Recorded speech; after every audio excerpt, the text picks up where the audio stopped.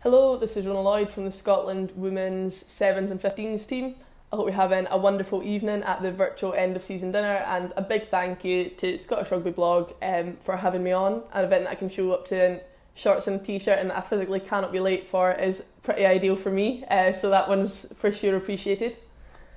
I think with the way the season ended for everybody, it would be easy to treat it as a bit of a write-off, but actually there was some massive positives throughout the season in the women's game that I'm going to take the opportunity to highlight tonight, and that I don't think we should let go forgotten about.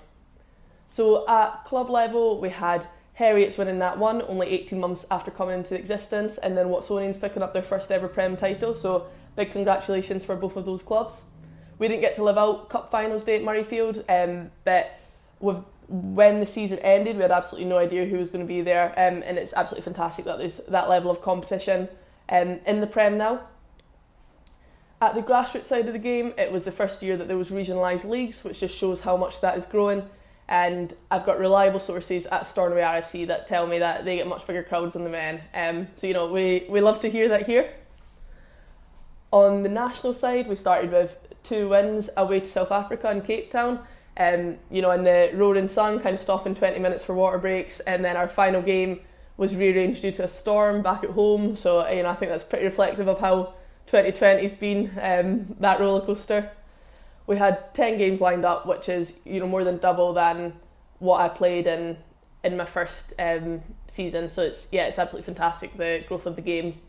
We had Lisa Martin getting her 50th cap, which is a huge achievement on the women's side, and one that should all be incredibly proud of, and I'm sure we'll see a lot more of in the next couple of years with the group that we've got at the minute. I think one thing's for sure going into next season is that if you play or coach or support or manage a rugby team, you'll certainly we will not take it for granted again with how the last season ended. And if, like me, you're a winger that spends the January nights in the 5 metre channel looking forward to sevens, then you know that is particularly true.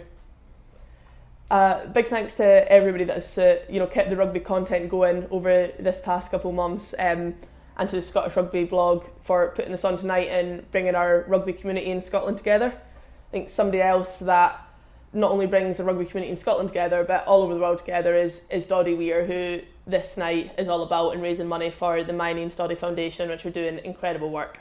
So I'd like to finish by saying thank you and raising a glass to the legends at your club, past and present, and of course to Doddy. So cheers.